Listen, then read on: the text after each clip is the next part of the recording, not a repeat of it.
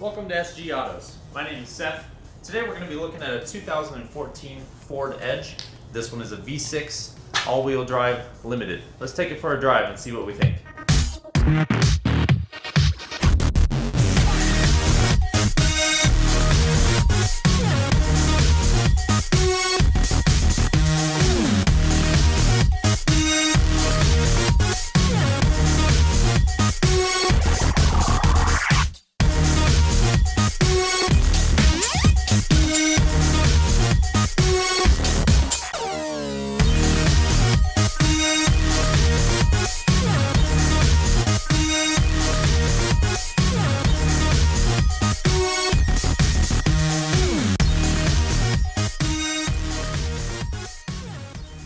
The sound system in the limited Edge, like this one, the upgraded sound system, is a Sony sound system, and it's not bad.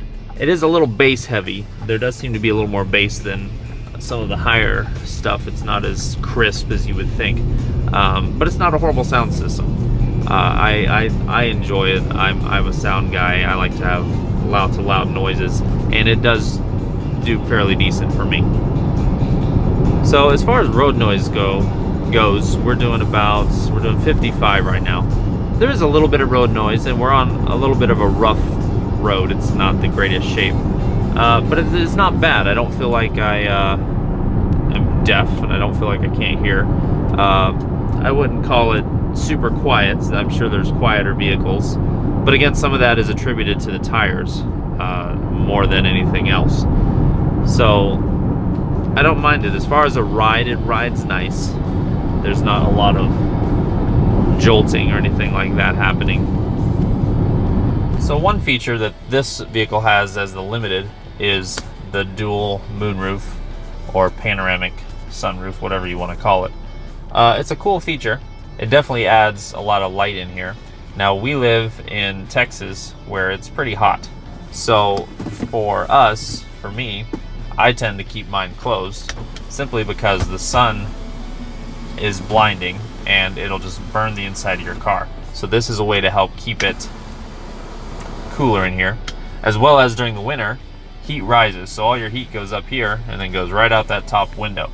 So sunroofs are cool, but they're really not that practical. I mean, I think we all like to have them, but don't use them very much. 2 days a year that I do use it, I really enjoy it, but it is kind of a extra thing that isn't really needed. As far as pickup speed goes, it's not bad. Of course, this is the non-turbo. This is just the V6. I have driven this exact same engine in a Ford Flex, and in the Ford Flex is too big for it, and so the engine actually really struggles. It's not very fast. It doesn't have a lot of speed. But in this one, when I step on it, there's a little bit of get up and go there. Again, it's nothing crazy. You're not going to win any races, but it's decent. I don't feel like I'm falling behind traffic or I'm the last one out of the light. Overall, I think Ford did a good job with this vehicle. I don't think it's difficult to drive. Turning radius is pretty good.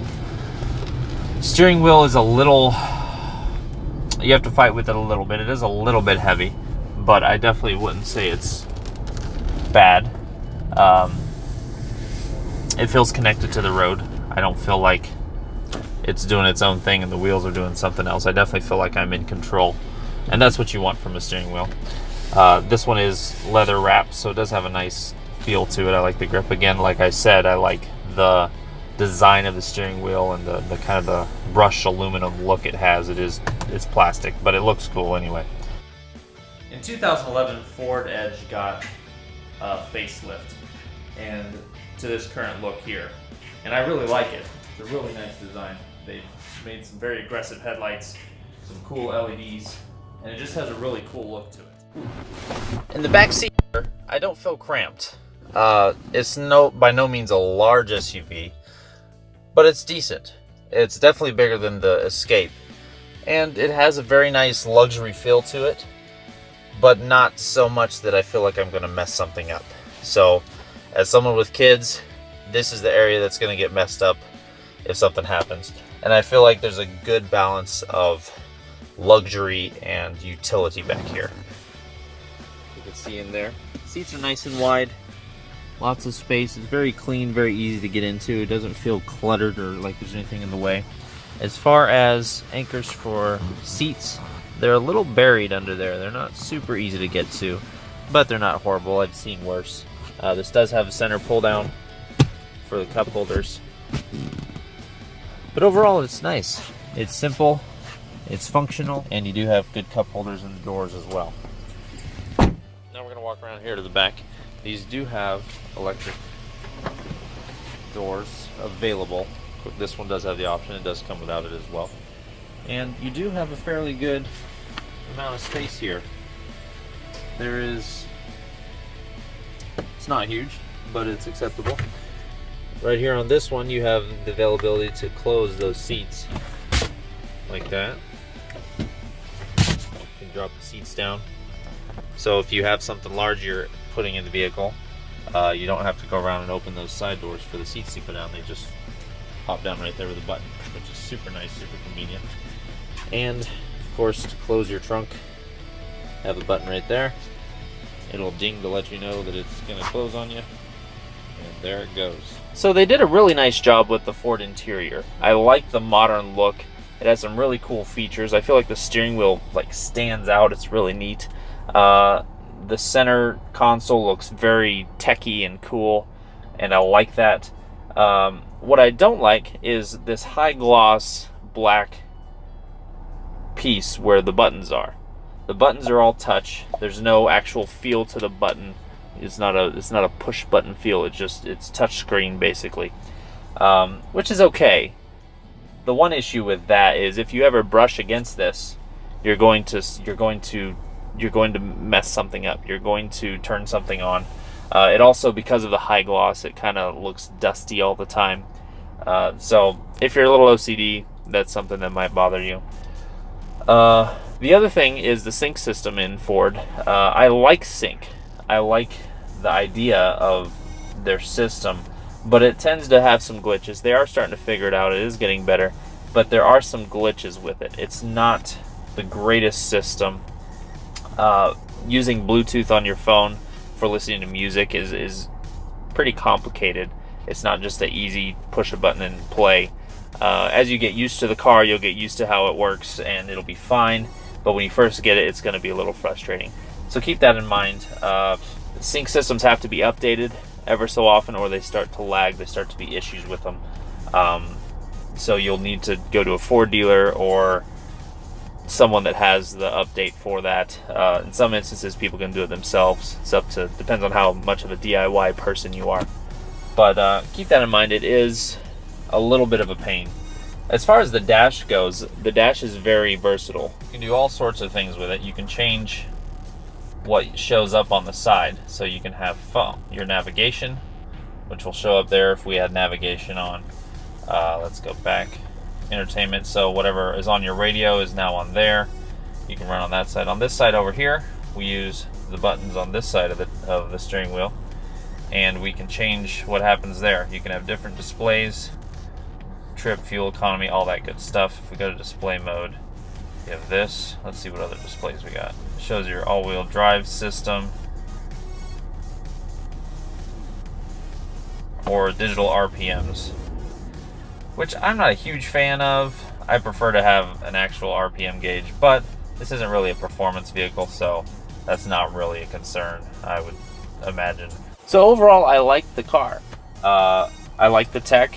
Everything's automatic. Automatic wipers, automatic cruise control, automatic headlights, automatic all of it. Your key has remote start on it, which is awesome, especially if you live up north where it's cold. Has heated seats.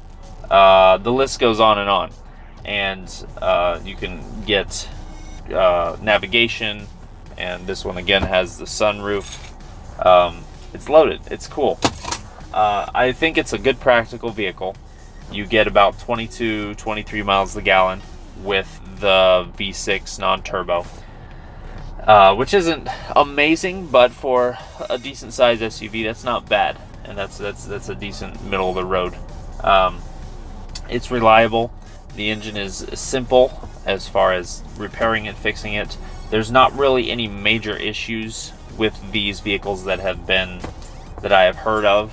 I'm sure every once in a while someone will have an issue with their car, but as a whole, they're pretty decent. Again, the sync systems are a little weird at times, but that's definitely not a reliability issue. That's simply a comfort issue. But overall, it's a really good car. I really like it. And I think if this is something you're looking for, if you're looking for a family vehicle, that you maybe have 1 or 2 kids, or you just need something for yourself, this works either way. It has a really cool look to it. I don't think you have to be an older person to drive one of these, and I don't think you necessarily have to be a younger person to drive one of these. I think they're a good balance of across the board for every demographic. This is a great car, and I think you'll enjoy it. Seats are pretty comfortable too. Alright guys, we're done. Thanks for watching this video. I hope it was helpful for you.